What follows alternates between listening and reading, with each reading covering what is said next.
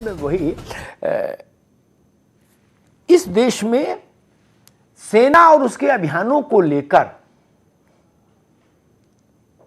एक आम सहमति रही। ये राष्ट्रीय नीति है, भारत की नीति है, ये पार्टियों की नीति नहीं। शास्त्री जी के समय का युद्ध उदाहरण है, इंदिरा जी के समय का युद्ध उदाहरण है, और जवाहरलाल जी के समय भी जो चाइना से लड़ाई हुई उसमें ये देश जवाहरलाल जी के साथ खड़ा रहा। बाद में जो परिणाम आए उनके चलते फिर कुछ कमियों की समीक्षा हुई, उतनी ही आलोचना हुई।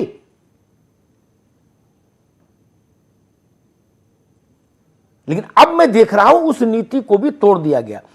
संजीव कौशिक साहब जी, ये हिंदुस्तान में एक बहुत सुविचारित नीति थी कि राष्ट्रीय सुरक्षा से जुड़े मसलों पर एक स्वर रहेगा, कोई पार्टी सरकार में हो, कोई पार्टी विपक्ष में हो। अब मैं देख रहा हूं पिछले 4-5 साल से विपक्ष ने उस मर्यादा को तोड़ दिया, छोड़ दिया। कई उदाहरण हैं, उनको गिनाने की जरूरत नहीं, आपके संज्ञान में है। क्यों?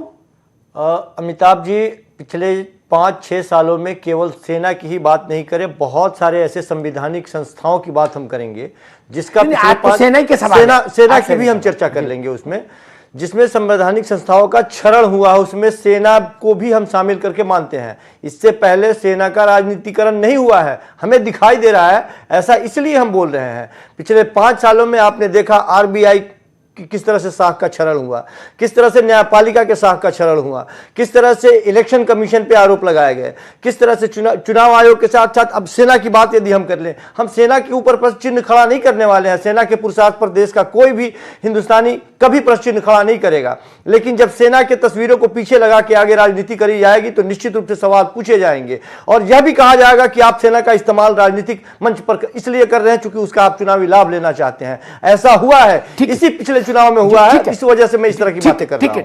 ठीक है। अमित पुरी साहब, सेना का राजनीतिकरण हुआ, ये आरोप लग रहा है। हाँ, मैं उत्तर देता हूं। अपेक्षा करूंगा कि जिस शालीनता से मैंने सुना है वही शालीनता बरकरार रहेगी। मुझे स्मरण नहीं पड़ता कि आजाद भारत के अंदर कभी किसी विपक्ष के राजनेता ने, और वो राजनेता जिसमें डॉक्टर राम मनोहर लोहिया से लेकर के पंडित अटल बिहारी वाजपेयी तक के लोग विपक्ष के चेहरा हुआ करते थे, जॉर्ज साहब से लेकर मधु लिमय और मधु दंडवते तक विपक्ष के राजनेता हुआ करते थे, किसी ने भारत के आर्मी चीफ को सड़क का गुंडा नहीं कहा होगा आज तक। ठीक है, शिमला समझौते के बाद वाजपेयी जी ने लिखा होगा कि 96,000 पिस्टलें रखने के बाद जनरल नियाजी ने जब समर्पण किया तो मैदान में जीते टेबल पे हारे, ये जरूर लिखा होगा, लेकिन कभी सेना अध्यक्ष को गुंडा नहीं कहा होगा। आजाद भारत में मुझे स्मरण नहीं आता कि जवाहरलाल जी की बड़ी आलोचना हुई होगी, और अक्साई चीन पे उनके बयान की यहां पर कुछ नहीं उगता, ये जमीन का टुकड़ा है, तो सामने से महावीर जी ने कहा होगा कि आपके सिर पे भी बाल नहीं है। लेकिन कभी किसी ने यह नहीं कहा कि भारत की army occupational army. Amit Puri साहब, आपने जहां इशारा है कर दिया। समय कम है, मैं एक छोटी छोटी टिप्पणी बाकी मेहमानों की भी ले लूं, समय थोड़ा सा कम है। विक्रम राव साहब दे ले, क्या भारत उस अपनी परंपरा को फिर से कायम कर पाएगा कि राष्ट्रीय सुरक्षा से जुड़े मसलों पर सभी दल एक स्वर में बोलें, या विपक्ष की चाल ऐसी रहेगी?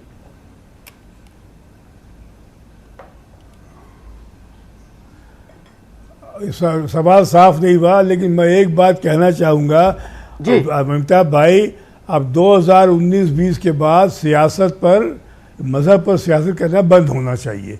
आपने बड़ा अच्छा सवाल उठाया था, एंटनी रिपोर्ट क्या थी कांग्रेस के हार के बारे में। अत्यधिक मुस्लिम उदारता प्यार के वजह से कांग्रेस हार गई। थोड़ी कांग्रेस सेकुलर हुई, राजस्थान, छत्तीसगढ़, मध्य प्रदेश जीत गई। उनका एक नेता है, वो गुजरात ज़्यादा जनेऊ पहनता है, पुष्कर जाके अपनी गोत्र बताता है, तो ये क्या एक वाहियात बात नहीं हो गई, एक आडंबर ढकोसला नहीं हुआ। ठीक बात है केजरीवाल साहब। क्या आर्मी के लोगों को, क्या सैन्य परिवारों को इस ढंग की सियासत से